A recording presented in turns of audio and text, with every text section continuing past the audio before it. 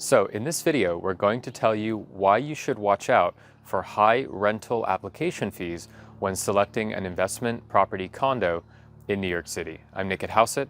We can help save you money on your next purchase, sale, or rental here in New York City. Learn how by visiting hauseit.com. That's Hauseit with an A. So let's get started.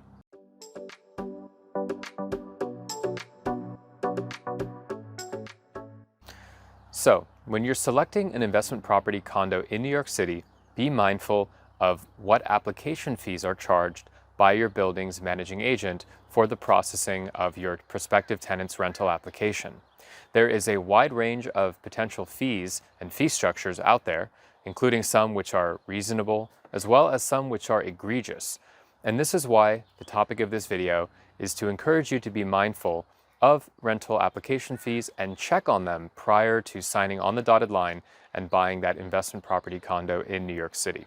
Now, the problem with high rental application fees is twofold. Number one, it makes your rental uncompetitive. It will either make your rental take longer to find a tenant, or the tenant will be willing to pay less money because of the high application fees. In either case, that ends up costing you money, which ultimately reduces your return and your overall yield, thereby making your investment property a lower upside proposition. The other problem with buying a condo as an investment property in New York City with high rental application fees is the fact that application fees and pretty much everything in New York City only goes in one direction, and that's up. So if you know going into your purchase that your building has unreasonably high application fees, it's a very strong indication or hint of what's to come.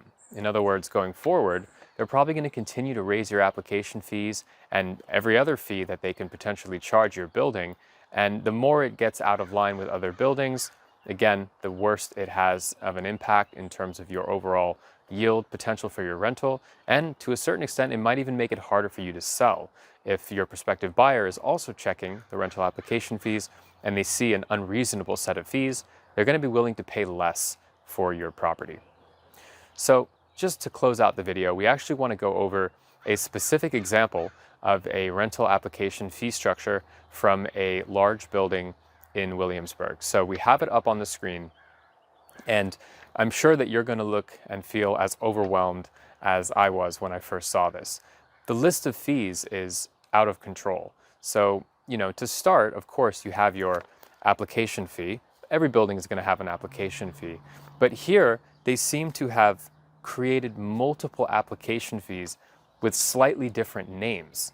So to start, the sublet application fee itself, which is, I guess, the main application fee, is $2,500. Now, that is outrageous. That is highway robbery. Your typical condo building in New York City will charge an application fee $300, $400, $500, maybe $600, maybe $700. But $2,500 is absolutely out of control and unacceptable. And to make matters worse, that's not the only quote-unquote application fee that they charge. Now, if we look here, there's also a $200 processing fee. Now, what is a processing fee if you already paid $2,500 for the application fee? So to us, it would appear like a classic case of double dipping, meaning your actual application fee is $2,700, and that's pretty much $2,000 more than what any other condo building will charge you in New York City. And to add insult to injury, not only does this building charge, and understandably so, a move-out and move-in deposit, a refundable deposit, they also charge both a $500 move-in fee, non-refundable, as well as a $500 move-out fee, non-refundable. Now, I don't know about you, but to me, it seems like if you move into a building, it doesn't really cost anyone any money. You don't have to pay the doorman extra. You don't have to pay anybody extra money for someone to move in. It's completely understandable that they take a deposit in case your movers damage the apartment, but to charge a move-in fee is nothing more, again, than highway robbery, and they get you on the way in and on the way out.